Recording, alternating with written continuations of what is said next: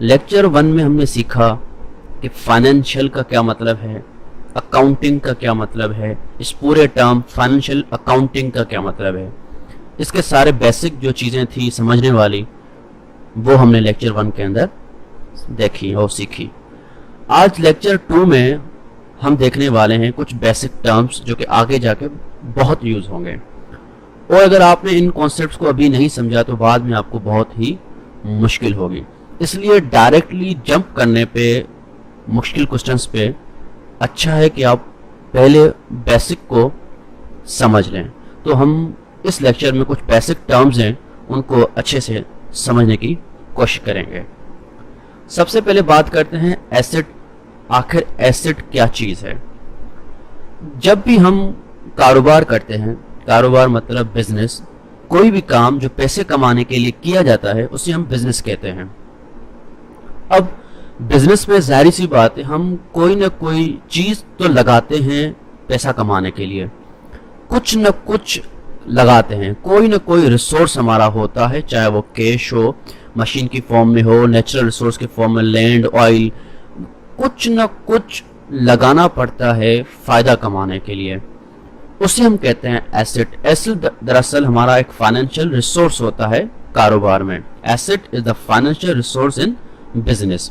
Resource का मतलब होता है आपका असासा, जो भी आपने बिजनेस के अंदर लगाया ताकि आपको फायदा हो। जैसे कि वो कैश हो सकता है, नेचुरल रिसोर्स में लैंड, ऑयल या सोना कुछ भी हो सकता है, मशीनरी हो सकती है, गाड़ियां वगैरह, या इन्वेंट्री में खादे वगैरह हो सकते हैं, सप्लाईज फर्नीचर वगैरह हो सकता है। रिसीवेबल रिसोर्सेज मतलब वो ज़राए जो आपको मिलने हैं। ज़राए दो तरह के हो सकते हैं, एक रिसीवेबल, दूसरा पेएबल। रिसीवेबल वो होता है जो आपको मिलना है, पेएबल वो होता है जो आपको देना है। अब बिलफर्ज कोई शख्स कारोबार खोलता है चीज़ों को इंस्टॉलमेंट पे देने का, वो चीज़ों को इंस्टॉलमेंट में बेचता है, मंथली उनसे पैसे लेता है, तो मंथली उसको मुनाफा मिलना है, वो भी उसका एसेट कहलाता है। रिसीवेबल रिसोर्सेज में हम उसको रखते हैं कि भाई ये रिसीवेबल रिसोर्स है, इसका ये इसका एसेट है, मतलब जो आपको मिलना है वो भी आपका रिसीवेबल रिसोर्स कहलाता है। लेकिन जो आपको देना है, मतलब आपने उधार लिया है, किसी को देना है, वो पेएबल कहलाता है, वो लोन कर्जा हो गया। लेकिन एसेट में रिसीवेबल रिसोर्सेज रखते हैं जो हमें मिलने होते हैं। ये कुछ मिसाल थे एसेट के, मतलब कोई भी फाइनेंशियल रिसोर्स आप बिजनेस में लगाते हो उससे हम एसेट कहते हैं। एसेट के अब दो तरह के इकसाम होती हैं। पहली इकसाम इसकी है टेंजिबल एसेट। टेंजिबल का मतलब होता है जिसको आप छू सको। टेंजिबल एसेट को हम ये कहते हैं कि भाई वो असासा जिसकी एक फिजिकल अपीयरेंस हो, जिसको हम देख सकें, उसे कहते हैं tangible asset. Tangible asset is the asset that has physical appearance.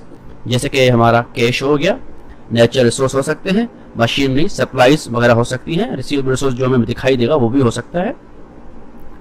Intangible asset जिसको हम छू नहीं सकते, जिसकी कोई फिजिकल अपीयरेंस नहीं होती, that is not physical appearance. अब उसकी मिसाल होती है कॉपीराइट या गुडविल। गुडविल कोई फ्रंट शॉप होता है, वो हमेशा महंगा बिकता है गुडविल की वजह से, या कोई पहले से काम कर चुका होता है किसी बिजनेस में, बाद में उसको सेल करता है, तो वो अपना भी देखता है कि भाई मैंने इस बिजनेस को इतना चलाया है, मेरी इतनी रेपुटेशन हो चुकी है, इतनी मेरी गुडविल बन चुकी है, मैं इसको इतना महंगा बेचूंगा, वो अपनी गुडविल भी लगाता है और वो भी उसका एसेट कहलाता है। भाई इसका एसेट है तभी दे रहा है। तो कॉपीराइट भी इस तरह इनटेंजिबल एसेट में आता है। तो दो तरह के एसेट थे जो कि हमने देखे। अब बात करते हैं लायबिलिटीज। लायबिलिटी दरअसल हम कारोबार में जब कर्जा लेते हैं उस कर्जे को हम कहते हैं लायबिलिटीज।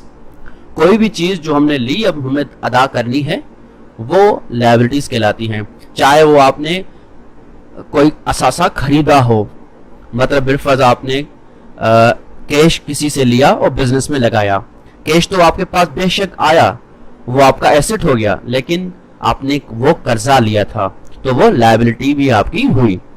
तो इसलिए लायबिलिटीज वो चीज जो आपको अदा करनी है उसे हम लायबिलिटीज कहते हैं। लोन वगैरह, कर्जा जो भी आपको अदा करना है, आपकी जिम्मेदारी है, आपको वापसी करना है, तो वो लायबिलिटीज कहलाती है। Liabilities are the financial obligations. Obligations मतलब होता है जिम्मेदारी जो कि आपको अदा करनी है वापस, कर्जा जात वगैरह सब, लोन्स पेबल जो मैंने आपको यहाँ पे दिखाया, जो आपको देना है, कोई भी रिसोर्स जो आपको देना है वो भी कर्जा में आता है। इसकी कुछ मिसाल ये होती है यूटिलिटी पेबल, जो कि आपका बिल आता है, अगर आपने अदा नहीं किया तो वो आपके कर्जे के तौर पे शामिल हो जाता है, वो जो आपको अदा करना है हर हाल पे, जाहिर सी बात आपके पास आया आपको अदा करना है। सैलरी पेबल, बिलफर्ज आपने कारोबार खोला है, उसमें लोग रखे हैं, एम्प्लॉयज रखे हैं जिनको आपको सैलरी देनी है, वो भी सैलरी पेबल होता है। लेकिन आपने उसको सैलरी नहीं दी मंथली, बाद में देनी है, तो आपके ऊपर वो कर्जा हो गया, डबल सैलरी करके उसको आपको देनी पड़ेगी। एक महीने की नहीं दी तो सैलरी पेबल में वो आ जाएगी, सैलरी आपको देनी है। तो ये भी लायबिलिटीज कहलाती हैं, आपकी जिम्मेदारियां कहलाती हैं। तो एसेट होता है असासा जो आपने बिजनेस में लगाया पैसे कमाने के लिए। लायबिलिटीज होती हैं कर्जा जो आके आपको देना है। तीसरा टर्म आता है रेवेन्यू। रेवेन्यू मतलब जो आपने कमाया बिजनेस में। Revenue is the amount earned in business. आप जो भी चीज लगाओगे उस पे आप रेवेन्यू मतलब जो कमाते हो उसको उसका नाम दोगे। बिलफर्ज आप कोई चीज सेल करते हो, बेचते हो, तो उसका नाम दोगे सेल रेवेन्यू। सेल रेवेन्यू क्या होगा? जो कि सेल्स पे आप कमाओगे। इंटरेस्ट रेवेन्यू जो कि आप इंटरेस्ट पे कमाओगे। जिस तरह बैंक होता है वो हमें कर्जा देता है, फिर इंटरेस्ट के जरिए वो हमसे कमाता है, तो वो इंटरेस्ट रेवेन्यू का नाम उसको यूज करेगा। Interest revenue earned on interest, जैसे कि बैंक्स वगैरह कमाते हैं। सर्विस रेवेन्यू, मैं किसी के लिए काम करता हूँ, कोई भी उसके लिए एक्टिविटी परफॉर्म करता हूँ तो उससे पैसे लेता हूँ। प्लम्बर्स हैं जो हमारे घर आते हैं, काम करते हैं, फिर हमसे पैसे लेते हैं, वो सर्विस रेवेन्यू ले रहे हैं। या सॉफ्टवेयर हाउसेज हैं, वो किसी को वेबसाइट बना के देते हैं, वो भी सर्विस रेवेन्यू कहलाता है कि वो अपनी सर्विस प्रोवाइड करते हैं। तो रेवेन्यू अर्न्ड ऑन सर्विस वो सर्विस रेवेन्यू कहता है। रेंटल रेवेन्यू, आपने बिलफर्ज किसी को रेंट पे घर दिया हुआ है, वो उससे आप रेवेन्यू कमा रहे हो, वो रेंटल रेवेन्यू कहता है। Revenue earned on rent. तो जिस चीज पे, ये मिसाल थे, आप जो भी कमाओगे, जिस चीज पे कमाओगे उसका नाम दोगे। तो दरअसल रेवेन्यू होता क्या है? बिजनेस के अंदर जो आप कमाते हो उसे हम रेवेन्यू कहते हैं। एक्सपेंस होता है खर्चा, लागत जो आपने लगाया, खर्चा किया ताकि आपको फायदा हो, ताकि आप कुछ कमाओ। Expense is the amount paid to produce the revenue in business.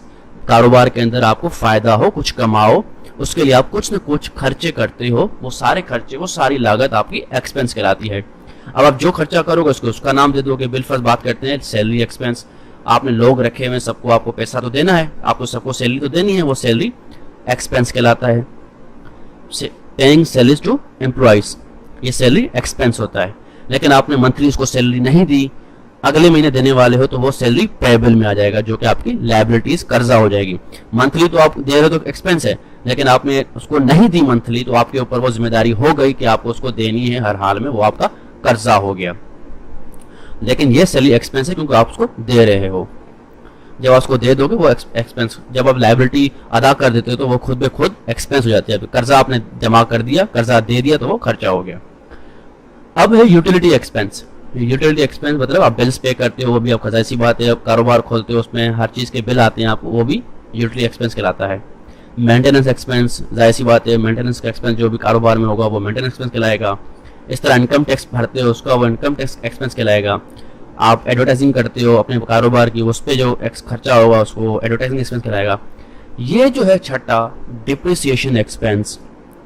ये क्या चीज होती है? सबसे पहले डिप्रिसिएशन जो वर्ड है, इसका मतलब होता है कीमत या आपके अमाउंट, किसी भी चीज की कदर में कमी आना। आपने एक सेल परचेज का काम करते हो, मोबाइल वगैरह बेचते हो, जाहिर सी बात है, तो क्या होगा कि 1 साल के बाद, 2 साल के बाद उसकी कीमत में कमी आएगी। अगर किसी चीज की कीमत में कमी आती है, हम उसे कहते हैं डिप्रिसिएशन। तो जाहिर सी बात है, आप सोचो अगर आपने मोबाइल ले लिया 7,000 का, 1 साल के बाद आपको मोबाइल 5,000 रुपए का है, अब आप बेचने वाले हो, तो आप सोचो कि 2,000 का तो आपने खर्चा कर दिया उसको, मतलब वो एक्सपेंस जो कॉस्ट आपने 1 साल के अंदर उसकी कीमत में कम हुई वक्त के हिसाब से, वो डिप्रिसिएशन एक्सपेंस आपका आ गया कि आपने इतना एक्सपेंस कर लिया। तो इसलिए हम डिप्रिसिएशन एक्सपेंस एलोकेट कर देते हैं कि भाई रख लेते हैं कि 1 साल में इसका इतना होता है, एक साल में इतना का खर्चा आएगा, तो वो डिप्रिसिएशन एक्सपेंस कहलाता है। डिप्रिसिएशन का मतलब हुआ कदर व कीमत में कम होना। डिक्लाइन मतलब कमी in value of asset with respect to time, इसका डिप्रिसिएशन। तो डिप्रिसिएशन एक्सपेंस क्या होता है? Cost allocated for depreciation of any asset. किसी भी जराया फाइनेंशियल रिसोर्स की जो कमी आए टाइम के हिसाब से, उसके लिए हम पैसे जो रख देते हैं भाई इसका डिप्रिसिएशन एक्सपेंस ये है। और डिप्रिसिएशन एक बहुत ही बड़ा इंपॉर्टेंट टॉपिक है जिसको हम आगे जाके और डिटेल में पढ़ेंगे कि हम इसको कैलकुलेट कैसे करते हैं, किस तरह निकालते हैं, किस तरह पता चलेगा कि किसकी कीमत कितनी कम होने वाली है, वो भी हम कैलकुलेशन करते हैं। खैर, तो डिप्रिसिएशन किसी चीज़ की होने वाली है तो उसके लिए हम पैसे रखते हैं, उससे हम कहते हैं डिप्रिसिएशन एक्सपेंस। अभी हम टर्म्स को समझ रहे हैं, किस टर्म का क्या मतलब होता है। इसके बाद आता है इनकम। इनकम मतलब होता है आमदनी। आपने आखिर कमाया कितना, आपने खर्च तो किया, चले कोई चीज खरीद ली, अब बेची, आपको मुनाफा कितना हुआ, असल फायदा आपको कितना हुआ, वो आपकी आमदनी कहलाती है। अब वो कैसे निकालते हैं वो भी हम देख लेते हैं। तो इनकम हुई क्या? Income is the economic benefit in business. जो मालियाती फायदा हुआ आपको उसे हम कहते हैं इनकम। कैसे निकालते हैं? बिलफर्ज आपने 5,000 की मोबाइल ली, जिसे हमने कहा एक्सपेंस, ठीक है। आपने 7,000 की बेची, इसे हम कहते हैं रेवेन्यू। अब 7,000 की बेची है, 5,000 की ली है, तो आपको मुनाफा कितना हुआ? जाहिर सी बात है, दोनों को सब्ट्रैक्ट करेंगे। 7,000 में से 5,000 के 2,000, तो ये जो 2,000 बचे से हम कहते हैं income. Income equal to revenue minus expense, revenue minus expense, revenue minus expense, ये हमारा क्या हुआ? इनकम हुई। तो इस तरह आमदनी निकालते हैं भाई आप कितना कमा रहे हो। लेकिन आपका बहुत बड़ा बिजनेस है, बहुत सारी मोबाइल्स बेचते हो, तो टोटल इनकम कैसे निकालेंगे, जिसे हम कहते हैं नेट इनकम। टोटल इनकम कैसे निकालेंगे, नेट इनकम कैसे निकालेंगे? तो भाई सीधी सी बात है, नेट इनकम निकालने के लिए आपको सबसे पहले नेट रेवेन्यू निकालना पड़ेगा। सारी अर्निंग जो भी है आपकी, सारी रेवेन्यू जो भी है आपका, आप सम करो, उसको जमा करो। उसके बाद सारे एक्सपेंस का जो भी आपने खर्चे किए हैं उनको जमा करो, फिर आप आपस में इनको माइनस करो, तो इस तरह नेट इनकम निकल जाएगी। Net income is equal to net revenue minus net expense. तो इस तरह आपने सीखा बेसिक टर्म्स जो कि फाइनेंशियल अकाउंटिंग में यूज होते हैं। अगले लेक्चर में हम सीखेंगे ऑनर्स इक्विटी। वो बहुत बड़ा सा टर्म है, मैंने इसको इस लेक्चर में इसलिए नहीं रखा क्योंकि उसमें उसके अंदर बहुत सारी चीजें आ जाती हैं, तो उसके लिए ये चीजें समझना भी जरूरी थी, तो उसको मैंने लेक्चर 3 में रखा, ऑनर्स इक्विटी, जो कि बहुत ही इंपॉर्टेंट टॉपिक है। थैंक यू, आपके लिए इतना, and yes, don't forget to subscribe.